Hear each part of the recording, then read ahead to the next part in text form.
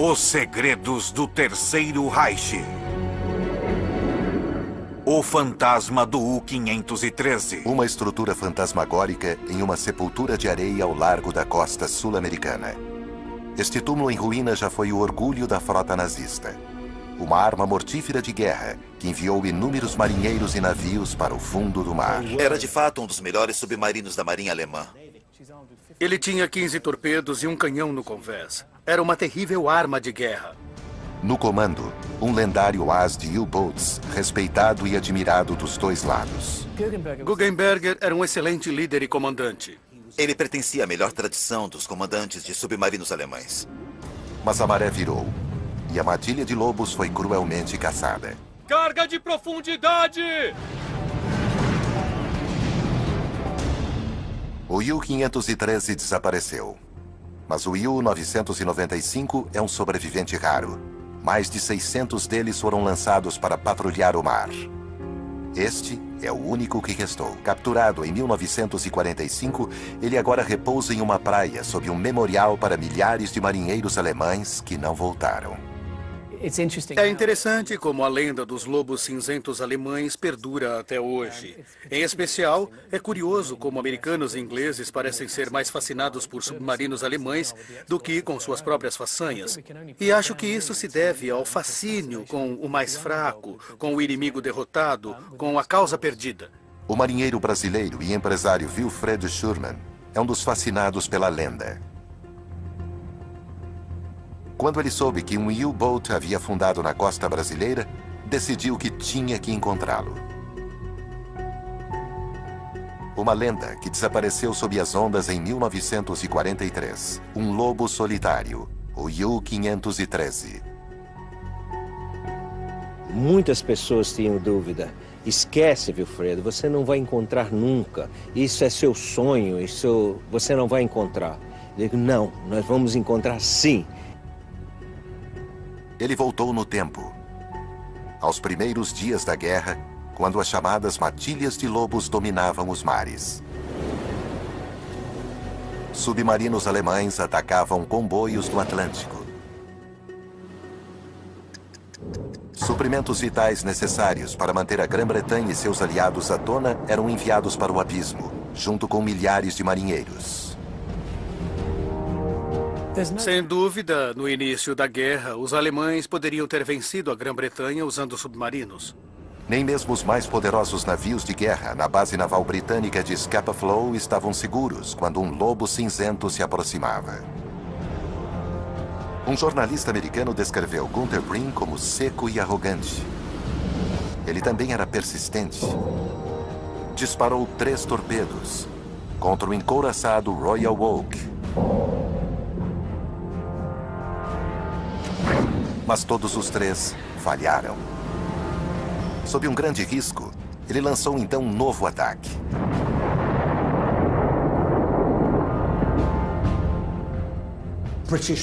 O poder britânico era simbolizado por sua frota, pelo seu poder marítimo. E lá estavam jovens, representantes do Terceiro Reich, provando que o Império Britânico não tinha força. O Royal Oak era um navio antigo, não tinha sido modernizado, mas afundá-lo na base britânica, daquela que ainda era vista como a grande marinha do mundo, foi um sucesso extraordinário. O vitorioso submarino que afundou o Royal Oak em Scapa Flow volta ao seu porto de origem. Breen se tornou uma celebridade e desfilou diante das câmeras de propaganda. Nós penetramos, passamos a linha de proteção. Uma vez lá dentro, disparamos os torpedos. Houve uma explosão e o Royal Oak explodiu. O sucesso foi absoluto.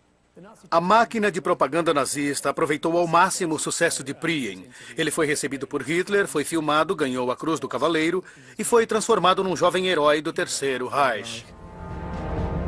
Hitler ficou encantado. Seus planos para conquistar a Europa e a União Soviética seriam muito mais fáceis com a Inglaterra fora da guerra. Os submarinos poderiam cortar as linhas de abastecimento e derrotar os ingleses através da fome.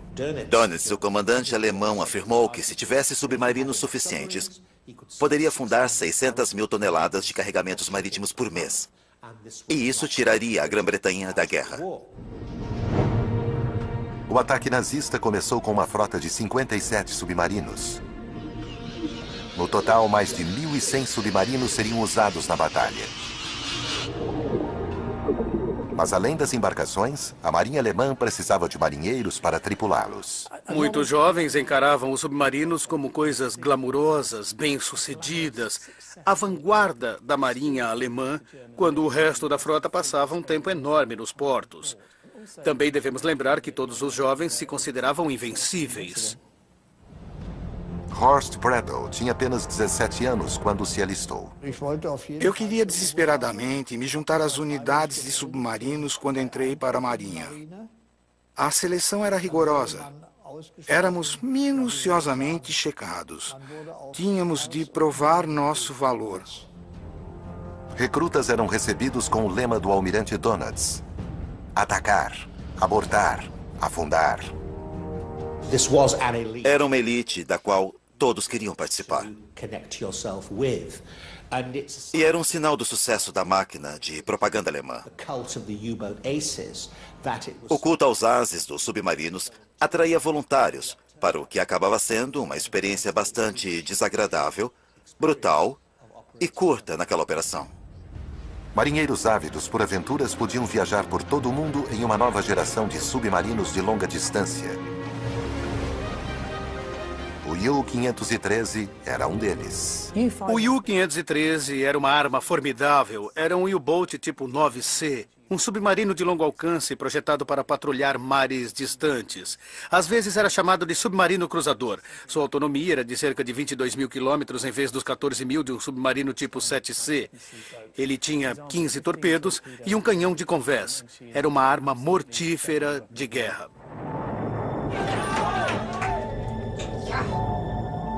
Sua tripulação afundou 4 navios em um mês. Mas em seguida teve uma série de dificuldades mecânicas e no moral. O comandante foi substituído por um dos agentes mais dinâmicos da frota.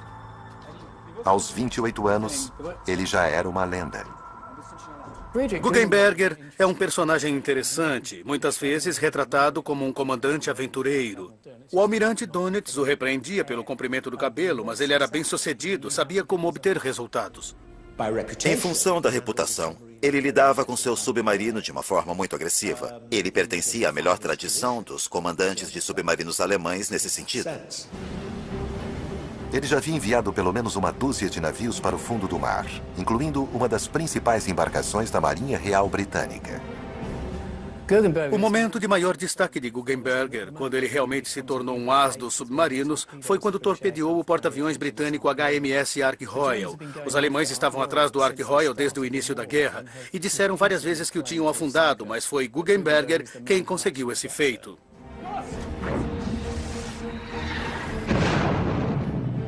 Foi outro grande golpe no orgulho naval britânico. Foi um grande sucesso porque criou um buraco. E na época não existia fabricação em série de porta-aviões. Por isso, a perda de cada um deles era muito sentida pelo inimigo. Guggenberger se tornou outro festejado as de submarinos. Um herói da Alemanha nazista. Este é o capitão-tenente Guggenberger, o comandante de um dos 2 submarinos bem-sucedidos.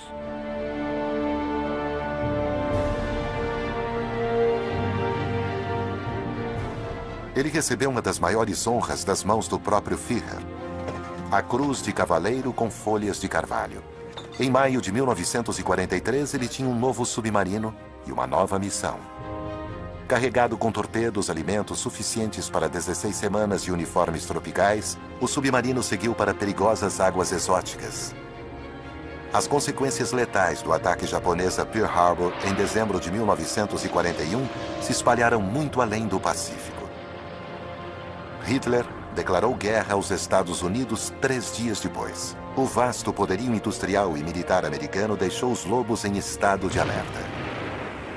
Quando os Estados Unidos entraram na guerra, o hemisfério ocidental ficou tão perigoso quanto o Atlântico Central e o Oriente para os U-Boats.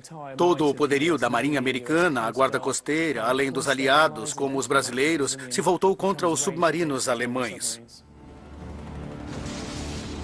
Os Estados Unidos poderiam construir navios mercantes mais rápido do que os alemães poderiam afundá-los. Além de tanques e aviões, as fábricas lançavam um fluxo constante dos chamados navios da liberdade. O segredo para a produção em massa de navios mercantes era ter um projeto simples e comum, que poderia ser soldado de forma bastante rápida.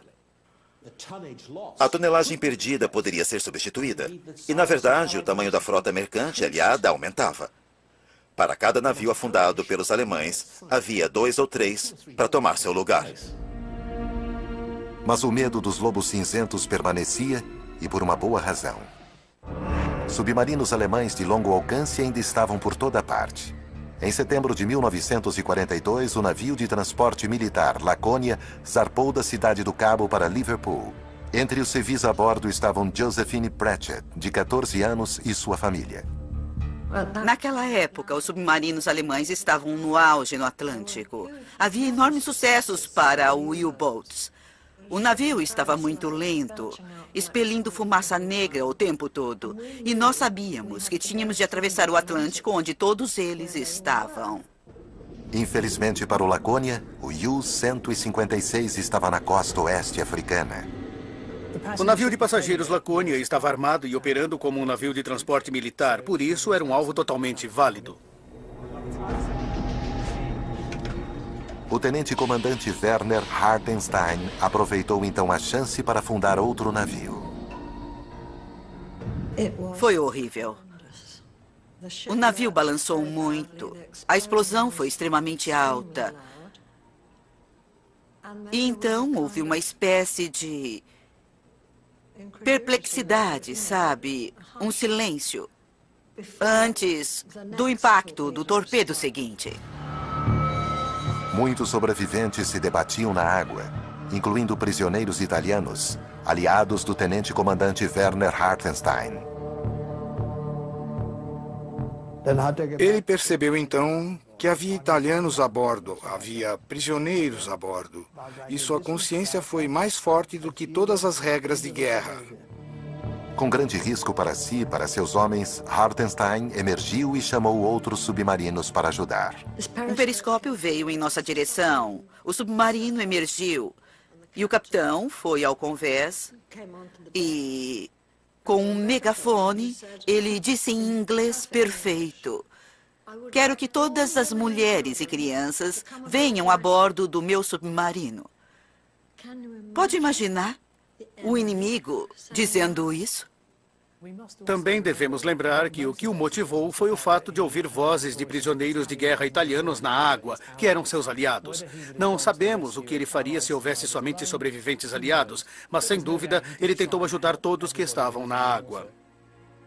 Em tempos de guerra, quando pensamos o que poderia ter acontecido, esperamos ser resgatados por nossos aliados. Mas não esperamos ser resgatados pelo outro lado. Mas fomos. E não só isso.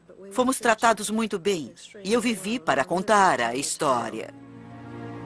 Alguns sobreviventes foram levados a bordo dos submarinos. Outros foram rebocados em botes salva-vidas atrás deles. Foi uma das operações de resgate mais elaboradas da guerra.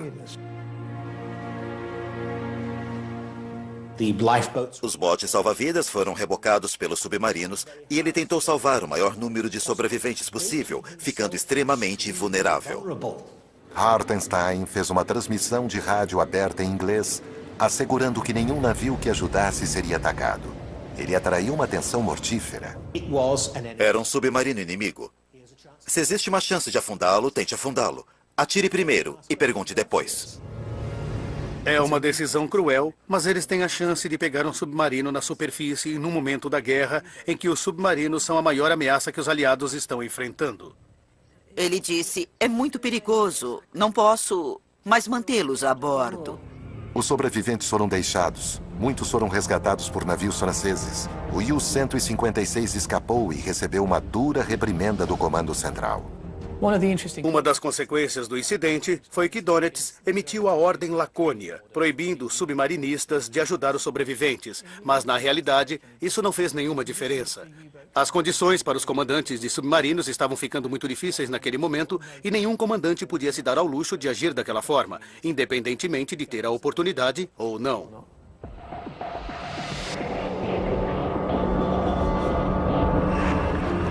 A exemplo do submarino envolvido no incidente do Lacônia, o U-513 era uma arma de longo alcance.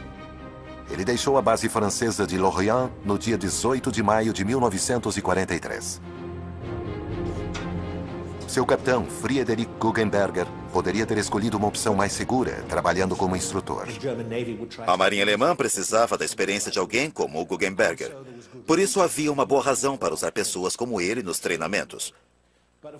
Mas esses comandantes de submarinos eram agressivos. Estava em seus ossos. E por isso ele queria ser enviado em patrulha novamente. Para a maioria dos tripulantes, era a quarta missão no mar. O mecânico de torpedos Günther Blythe era apenas um adolescente obrigado a servir ao seu Führer. Eu tinha 14 anos e meu marido tinha 17 anos na época. E nosso romance de infância cresceu, mas então ele teve que se tornar um soldado antes mesmo de completar 18 anos. Suas habilidades mecânicas eram muito procuradas. A maioria dos jovens que saíram em submarinos nunca mais voltou. Mas Margarete esperaria pelo marido. Eu soube que seria ele quando eu tinha 13 anos. E foi mesmo. Era uma viagem ao desconhecido. Por razões de segurança, os tripulantes só eram informados do destino depois que saíam do porto. Ninguém queria que os garotos saíssem para uma noite na cidade, nos bares de Lorient, contando para os moradores aonde iam no dia seguinte.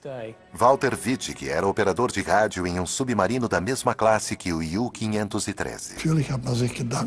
Claro que pensávamos no que enfrentaríamos na missão. Para onde estávamos indo?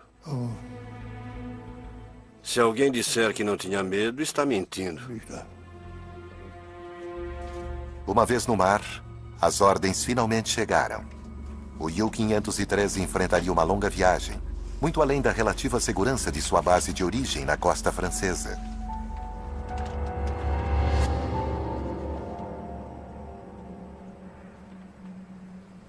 Senhores, estamos indo para o Brasil. O submarino partiu para o outro lado do Atlântico, até as águas do sul do Brasil.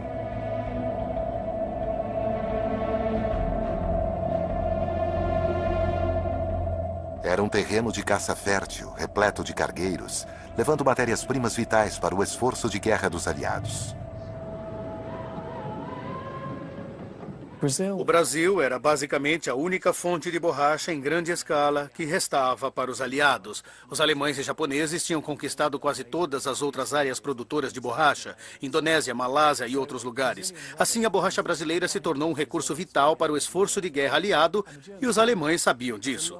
Era um longo caminho, mas eles podiam enviar esses submarinos tipo 9 de longo alcance.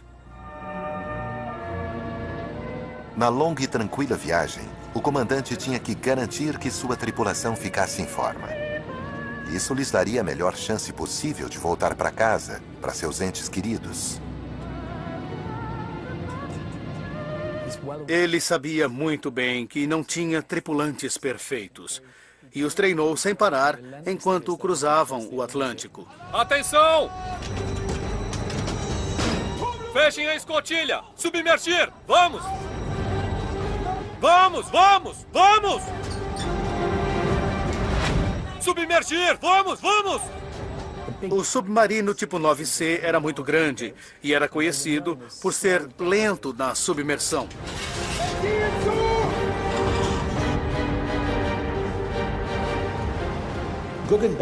Guggenberger fazia de tudo para ter uma embarcação na mais perfeita ordem. E o treinamento de cada membro da tripulação era absolutamente vital para a eficiência do submarino. E ele sabia que era muito importante que a tripulação estivesse motivada, garantindo que eles operassem com a máxima eficiência. Senhores, este foi um exercício. 45 segundos. Ainda é muito lento. Com um as reconhecido no comando, eu suspeito que, embora pudessem reclamar, os homens provavelmente acreditavam ser de fato um dos melhores submarinos da Marinha Alemã. Na verdade, ele deixou de ser um dos piores para se tornar um dos submarinos mais eficazes na Marinha nazista. Em um ataque real, um submarino na superfície era um alvo fácil. O comandante acionava o alarme e isso significava um mergulho de emergência. Ninguém sabia se era um exercício ou se era para valer. Eram necessários 35 segundos para um tipo 9C mergulhar e ficar submerso. E era absolutamente essencial reduzir cada segundo possível desse tempo. Senhores, 35 segundos. É um tempo razoável.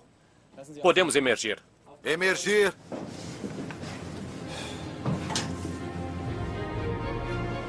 Os submarinos tinham de manter uma vigilância constante.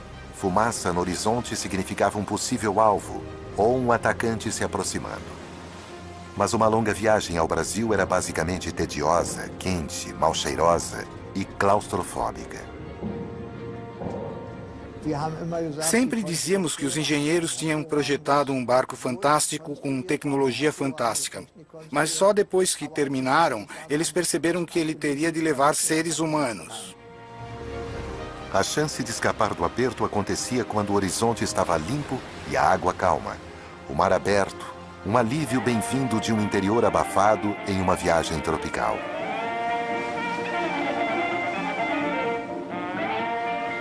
Era uma mistura de suor, vapores de torpedos, vapores de cloro da bateria e também o cheiro da cozinha. Agora imagine tudo isso num único ambiente. No fim, acabamos acostumando. Mas as circunstâncias em que a tripulação vivia nos submarinos são difíceis de imaginar. Com exceção dos encontros ocasionais com embarcações de suprimentos, incluindo submarinos modificados apelidados de vacas leiteiras, os tripulantes estavam por conta própria. Suas vidas dependiam da navegabilidade de sua embarcação e havia uma vasta gama de máquinas para serem mantidas. As baterias precisavam ser constantemente preenchidas com água doce. O engenheiro-chefe do U-513, Günther Seidel, era obcecado com a preservação da água. Um dos principais problemas enfrentados por submarinos desde o início era a sua capacidade muito limitada de levar água doce. E isso afetava o estilo de vida dos submarinistas. Lavar coisas e operar submarinos convencionais não combinam. Até hoje, na verdade, a conservação da água é muito importante. Mas quando Seidel proibiu o café, o comandante interferiu.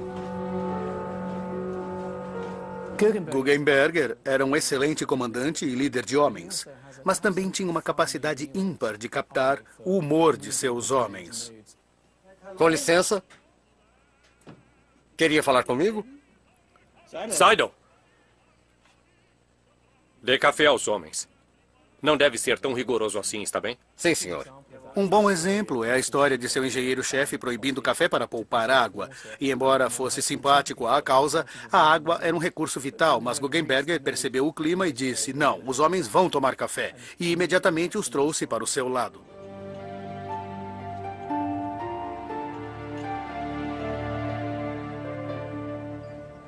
A camaradagem era uma coisa importante a bordo. Claro que havia uma diferença entre superiores e subordinados, mas não da mesma forma como em um grande navio ou em terra. Isso não existia no submarino. Era um grupo muito unido. Amontoados em um pequeno tubo de aço, a milhares de quilômetros de casa, eventos como aniversários quebravam a monotonia de intermináveis dias no mar.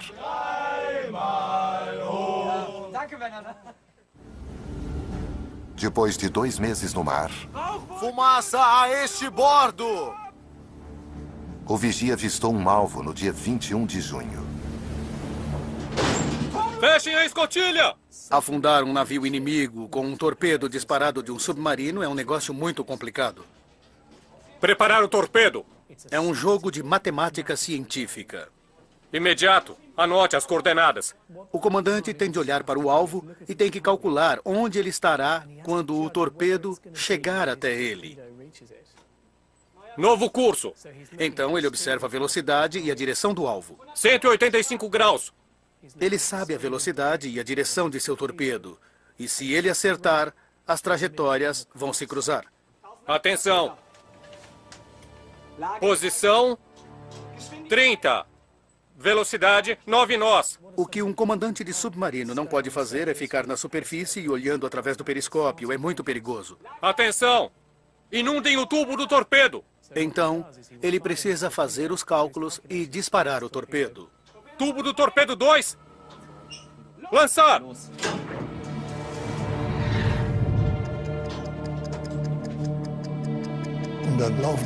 E então o torpedo é disparado e ficamos esperando, de olho no cronômetro, para ver quanto tempo ele deve viajar, esperando o estrondo. O cronômetro indica o tempo de detonação do torpedo. Quando atingir, digamos, 50 segundos, ou 2 minutos, ou 4 minutos, eles devem ouvir o estouro.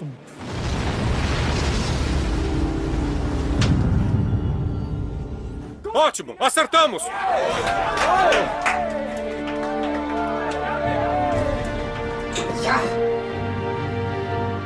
O cargueiro sueco Venezia foi afundado. A tripulação do navio se salvou, mas isso nem sempre acontecia. Quando conseguiam afundar um navio, todos comemoravam. A tripulação ficava exultante. É compreensível, era o trabalho deles. Para a maioria das tripulações de submarinos, a euforia durava pouco. Navios e aviões aliados trabalhavam em conjunto para proteger os comboios, caçando e destruindo submarinos como o U-513.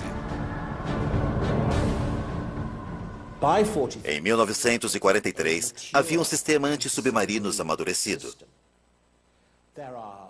Alguns navios iam em comboios, outros não. Mas os americanos desenvolveram um sistema muito eficaz de caça e destruição para lidar com os submarinos. E Guggenberger descobriu na costa brasileira, no verão de 1943, que era quase tão ruim estar lá quanto estar no meio do Atlântico. O tempo ruim não oferecia cobertura. Os caçadores ainda conseguiam encontrar um submarino numa tempestade. O mais importante era chegar o mais fundo possível, o mais rápido possível. Temos que descer! Temos que descer! Temos que descer! Na superfície, um submarino é apenas um pequeno barco de casco muito fino e extremamente vulnerável. Vamos, continuem, continuem! Rápido! 185 graus. O silêncio no submarino é vital para não ser encontrado. Eles nos viram!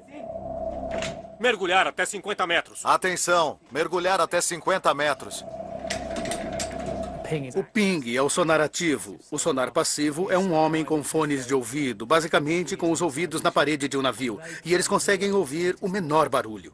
Temos que ficar bem quietos, não podemos correr. Todas as máquinas são desligadas, mas fora isso não podemos fazer praticamente nada. O que está ouvindo? Barulho de rosca. Se alguém deixasse cair uma caneta no convés, ele ouvia. Uma vez feito isso, o navio sabia que havia um submarino lá. 60 graus. Novo curso, 62 graus. 62 graus, entendido. Então eles podiam usar o sonar ativo. Nesse momento, só restava rezar. E achavam o submarino, a profundidade em que estava e a distância em que estava. E então era o fim. Carga de profundidade! Carga de profundidade!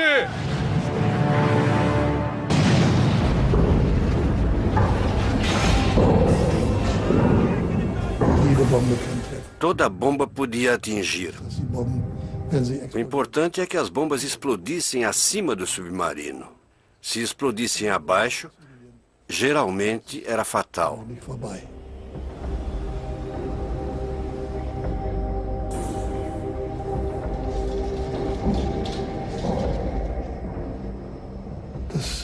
Não dá para descrever. Uma vez enfrentamos uma situação que durou das 8 da manhã até as 10 da noite. Havia 3 navios em cima de nós e eles se revezavam lançando bombas. O estresse de ser alvo constante de cargas de profundidade e de ser caçado por horas e horas seguidas é quase inconcebível para nós hoje. O reflexo psicológico é lutar ou fingir, e o submarinista não pode fazer isso, ele só pode esperar e aguentar. No início de julho de 1943, o U-513 tinha sobrevivido para atacar mais um dia. Quando um alvo era encontrado, a tripulação tentava identificá-lo através de um registro de navios.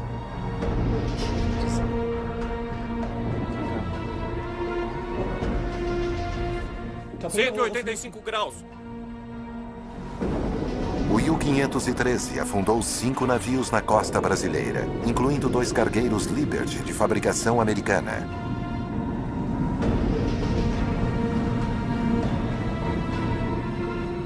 Guggenberger conseguiu afundar 5 navios ao largo da costa brasileira no verão de 1943. Não era um bom momento para os submarinos.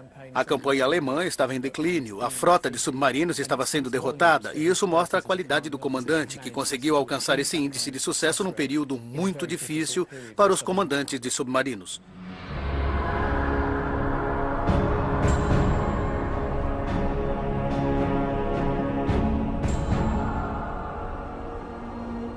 Mas o sucesso parece ter causado um raro momento de descuido do veterano as de submarinos.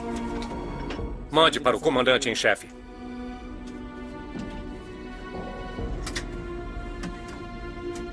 O U-513 enviou um relatório por rádio para o quartel-general. No início da guerra, isso era normal. Mas depois disso, nós quase nunca enviávamos longas mensagens por rádio. Eu só enviei uma mensagem da costa brasileira. E foi um sinal com 7 letras. Mesmo uma pequena mensagem poderia revelar a posição de um submarino. Você só precisa de 2 receptores, ambos interceptando a mesma transmissão. O que temos então é um cruzamento de direções. E se determinarmos onde os sinais cruzam, teremos a posição exata do submarino. Aí podemos mandar grupos de caça para encontrá-lo e afundá-lo. Basicamente, o que ele estava dizendo em código era: aqui estou eu, venha me matar. Hidroaviões americanos eram ameaças letais, capazes de localizar qualquer submarino na superfície. Era um grande barco voador com armamento pesado, capaz de voar milhares de quilômetros pelo oceano, indo e voltando. E quando a aeronave encontrava um U-153 na superfície, as probabilidades eram todas a favor do piloto. Eu decidi ligar o radar para procurá-lo. Comecei a ver alguma coisa. E vi um pontinho muito peculiar, muito forte e muito distinto. No início, pensei que era um barco de pesca. Tinha uma pequena curva, mas era tão brilhante que chamava a atenção. Não parecia ser um barco de madeira.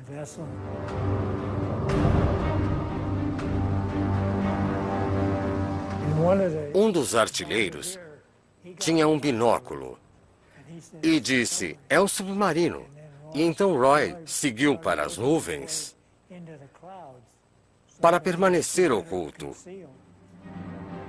Guggenberger foi pego de surpresa pela aeronave de patrulha. Ele tinha várias opções e podia ter ordenado uma submersão imediata. A seus postos! Mas ainda demoraria 35 segundos, o que seria dolorosamente demorado. Basicamente, ele perdeu a batalha quando a aeronave o pegou de surpresa. O alerta foi dado e todos foram às armas. Segundo um relato, a arma do convés travou. E todo o poder de fogo disponível não foi páreo para o avião. O grande temor para qualquer comandante de submarino em 1943 era ser pego na superfície por uma aeronave. A derrota era quase garantida. Os submarinos não tinham a menor chance num combate contra um avião. O avião lançou cargas de profundidade em torno do U-513. Uma delas explodiu logo abaixo do submarino.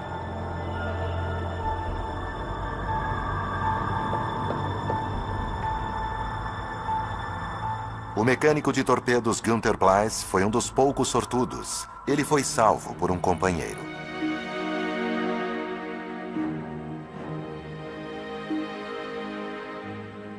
Ele viu a aeronave e falou: Günther, venha cá.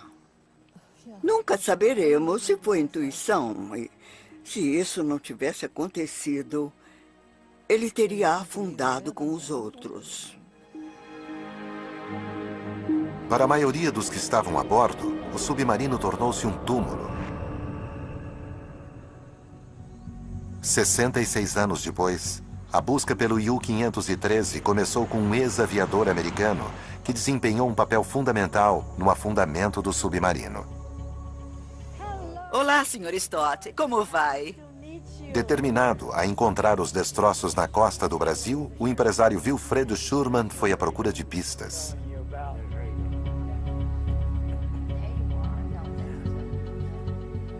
A localização do U-513 dependia do avião que o mandou para o fundo do mar. O ex-aviador tinha as coordenadas aproximadas de onde o submarino foi atingido. Eu realmente não sei. É possível chegar lá com a posição informada pela Marinha, calculando a distância da costa de onde nós estávamos. As coordenadas não eram precisas.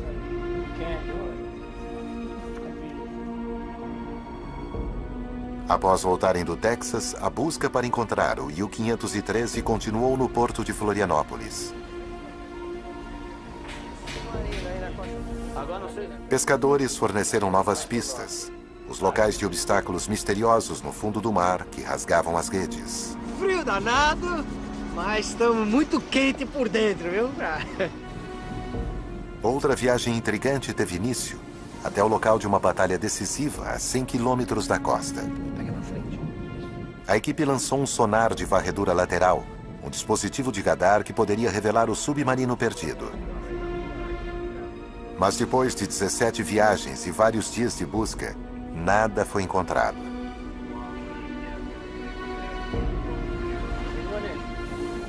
Até que um estranho sinal surgiu cerca de 75 metros abaixo do barco. Uma câmera de controle remoto foi enviada para iluminar o que estava na escuridão abaixo.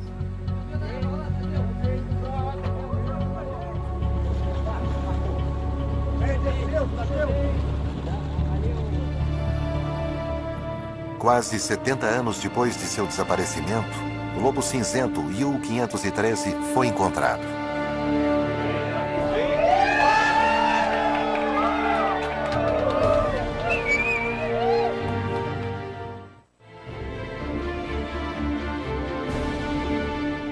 Um naufrágio e também um túmulo para 46 marinheiros.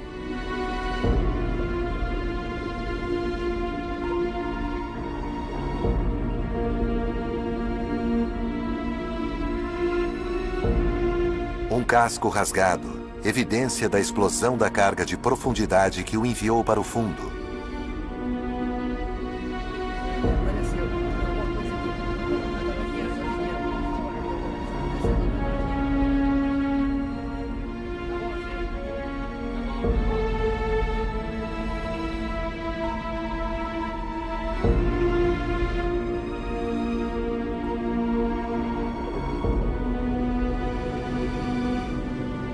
Mas alguns marinheiros conseguiram escapar aos poucos segundos antes de o submarino afundar. Depois do ataque, havia uns 5 ou 6 homens na água. Nós demos a volta e lançamos 2 botes salva-vidas. Entre os sobreviventes, o capitão e lendário as de submarinos Friedrich Guggenberger. Guggenberger, obviamente, não quis afundar com seu submarino. Sinceramente, toda essa história do capitão afundar com seu navio é uma bobagem sentimental. O dever de um comandante dos dois lados é voltar para a guerra e usar as lições que aprendeu na batalha da qual tomou parte. E dos dois lados, durante a Segunda Guerra Mundial, a maioria dos comandantes tentou se manter vivo junto com seus homens. 7 sobreviventes conseguiram chegar aos botes salva-vidas e foram resgatados pela Marinha Americana.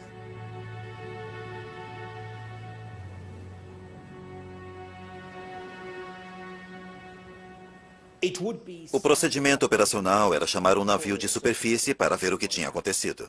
E também resgatar os sobreviventes, afinal, a captura de um comandante de submarino podia render uma certa quantidade de informações. O interesse não era apenas humanitário. Embora seu submarino estivesse no fundo do Atlântico, o capitão-tenente Guggenberger continuou a luta em cativeiro. Com oficiais como o Guggenberger, tentar manter os presos muitas vezes era difícil. E Guggenberger está envolvido numa das grandes fugas no lado americano.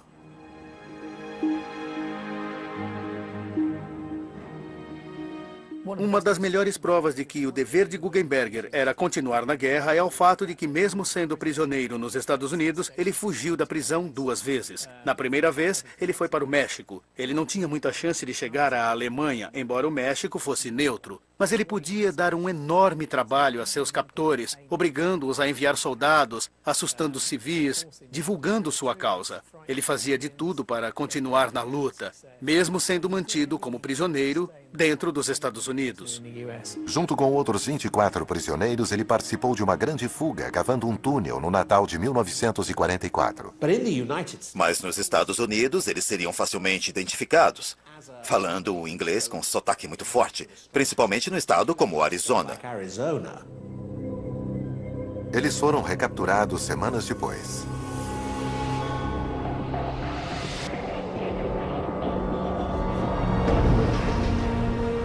Também não havia escapatória para seus companheiros que ainda travavam uma guerra perdida em alto mar.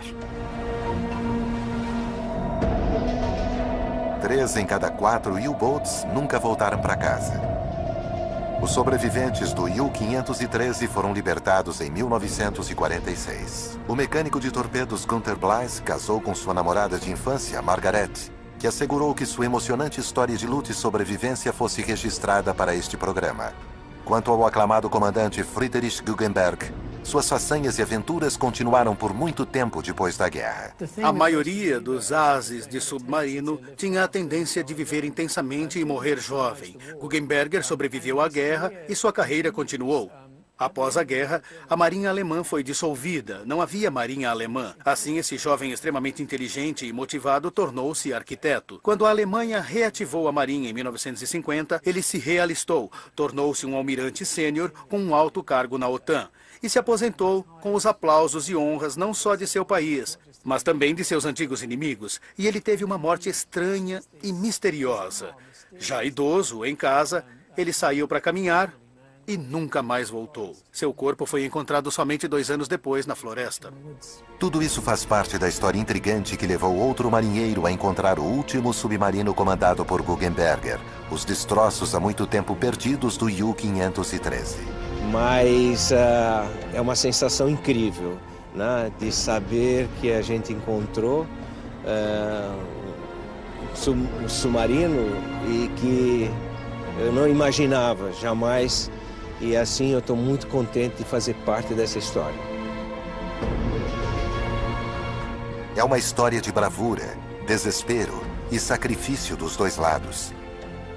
O memorial naval com o nome dos alemães mortos na guerra, incluindo mais de 30 mil submarinistas, foi erguido não para glorificar a guerra, mas para prestar uma homenagem aos marinheiros que sacrificaram suas vidas por seu país.